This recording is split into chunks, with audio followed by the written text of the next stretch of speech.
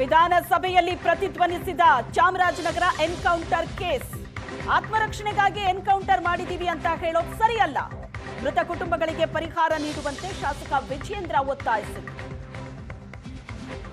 Encounter ರಾಜ್ಯ ಸರ್ಕಾರ ತಲೆ ತಗ್ಗಿಸೋ ಕೆಲಸ ಅಂತ ಆರಗ ಜ್ಞಾನೇಂದ್ರ ಹೇಳಿಕೆ ಕೊಟ್ಟರು.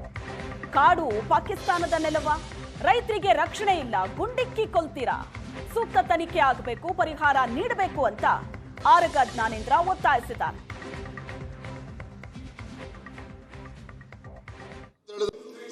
ಈಗಾಗಲೇ ಕಾಡಂಚಿನಲ್ಲಿರ್ತಕ್ಕಂಥ ರೈತರು ಇರ್ಬೋದು, ಅದೇ ರೀತಿ ಕಾರ್ಮಿಕರು ಇರ್ಬೋದು, ಈ ಕಾಡಂಚಿನ ಜನರು ಮತ್ತೆ ಅರಣ್ಯಾಧಿಕಾರಿಗಳ ಮಧ್ಯೆ ಸಂಘರ್ಷ ಅಂತೂ ನಿರಂತರ ನಡೀತಾನೆ ಇದೆ. ಶಿವಮೊಗ್ಗ ಜಿಲ್ಲೆ ಇರ್ಬೋದು, ಉತ್ತರ ಕನ್ನಡ ಇರ್ಬೋದು, ಮಡಿಕೇರಿ ಇರ್ಬೋದು, ಕರಾವಳಿ ಭಾಗದಲ್ಲೂ ಕೂಡ ಈ ಅರಣ್ಯ ಅಂಚಿನಲ್ಲಿರ್ತಕ್ಕಂಥ ಜನರು ಮತ್ತೆ ಅಧಿಕಾರಿಗಳ ಮಧ್ಯೆ ಸಂಘರ್ಷ ನಡೀತಾ ಇರ್ತಕ್ಕಂಥ ಒಂದ್ ಕಡೆ ಆದ್ರೆ, ನೆನ್ನೆ ಹನೂರಿನಲ್ಲಿ ನಡೆದಿರ್ತಕ್ಕಂಥ ಘಟನೆ, ಇವತ್ತು ಅರಣ್ಯಾಧಿಕಾರಿಗಳು ತಮ್ಮ ಆತ್ಮರಕ್ಷಣೆಗೋಸ್ಕರ ಎನ್ಕೌಂಟರ್ ಅಂತ ಹೇಳಿದ್ರೆ ಖಂಡಿತ ಇದು ಸಾಕಷ್ಟು ಅನುಮಾನಗಳಿಗೆ ಎಡೆ ಮಾಡಿಕೊಟ್ಟಿರ್ತಕ್ಕಂಥದ್ದು. ಆಗ ಗಂಭೀರ ಚರ್ಚೆನೂ ಕೂಡ ಆಗಬೇಕು.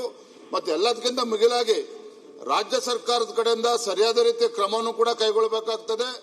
ಯಾರು ಅಧಿಕಾರಿಗಳು ಈ ರೀತಿ ಎನ್ಕೌಂಟರ್ ಮಾಡಿದ್ದಾರೆ ಅವ್ರ ವಿರುದ್ಧ ಏನ್ ಆಕ್ಷನ್ ತಗೊಳ್ತಾರೆ ಸರ್ಕಾರ, ಅವ್ರನ್ನ ಸಸ್ಪೆಂಡ್ ಮಾಡ್ತಾರ, ಏನ್ ಆಕ್ಷನ್ ತೆಗೆದುಕೊಳ್ತಾರೆ, ಆ ಕುಟುಂಬಕ್ಕೆ ಏನ್ ಪರಿಹಾರ ಕೊಡ್ತಾರೆ ಅನ್ನೋದನ್ನು ಕೂಡ ಸದನಕ್ಕೆ ಸ್ಪಷ್ಟಪಡಿಸಬೇಕು ಅಂತೇಳಿ ತಮ್ಮ ಮುಖೇನ ನಾನು ವಿನಂತಿಯನ್ನು ಮಾಡ್ತಾ ಇದ್ದೇನೆ.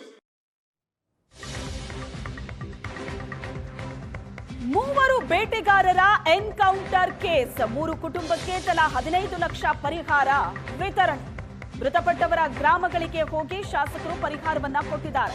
ರಾಜ್ಯ ಸರ್ಕಾರದಿಂದ 5 ಲಕ್ಷ, ಶಾಸಕರಿಂದ 8 ಲಕ್ಷ ಪರಿಹಾರ ಸಿಕ್ಕಿದೆ. ಸಚಿವ ಪುಟ್ಟರಂಗ ಶೆಟ್ಟಿಯಿಂದಲೂ 2 ಲಕ್ಷ ಪರಿಹಾರ, ವೈಯಕ್ತಿಕವಾಗಿ 2 ಲಕ್ಷ ಪರಿಹಾರವನ್ನ ಕೊಟ್ಟಿದ್ದಾರೆ ಸಚಿವ ಪುಟ್ಟರಂಗ ಶೆಟ್ಟಿ. ಹನೂರು ಶಾಸಕ ಮಂಜುನಾಥ್ರಿಂದ ಪರಿಹಾರ ವಿತರಣೆ ಆಗಿದೆ.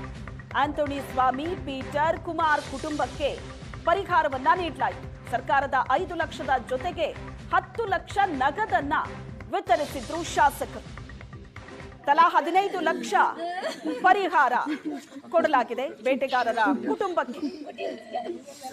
ಮೂವರು ಬೇಟೆಗಾರರ ಎನ್ಕೌಂಟರ್ ಪ್ರಕರಣ. ಇಡೀ ಗ್ರಾಮ ಆಕ್ರೋಶವನ್ನ ವ್ಯಕ್ತಪಡಿಸಿತು, ಸಿಟ್ಟಿಗೆದ್ದಿತ್ತು, ಪ್ರತಿಭಟನೆ ನಡೆಸ್ತಾ ಇದ್ರು. ಮೃತಪಟ್ಟ ಬೇಟೆಗಾರರ ಕುಟುಂಬದವರು ಮತ್ತು ಅಲ್ಲಿನ ಸ್ಥಳೀಯರು. ನಿನ್ನೆ ಹೇಳಿದ ರೀತಿಯಲ್ಲಿ ಸರ್ಕಾರ 5 ಲಕ್ಷ ಪರಿಹಾರ ಘೋಷಣೆ ಮಾಡಿತ್ತು. ಶಾಸಕರು ಮತ್ತು ಸಚಿವರಿಂದ 10 ಲಕ್ಷ, ಒಟ್ಟು 15 ಲಕ್ಷ ಪರಿಹಾರವನ್ನ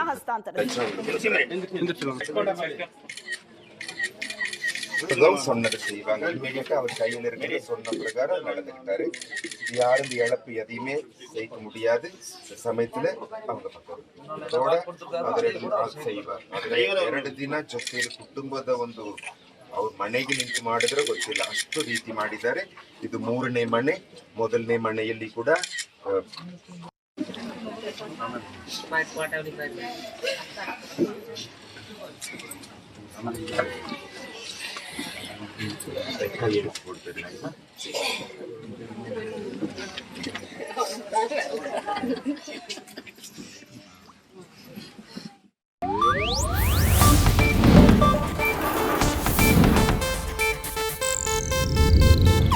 ಇದು ಏಷ್ಯಾನೆಟ್ ನ್ಯೂಸ್ ನೆಟ್ವರ್ಕ್ ಪ್ರಸ್ತುತಿ.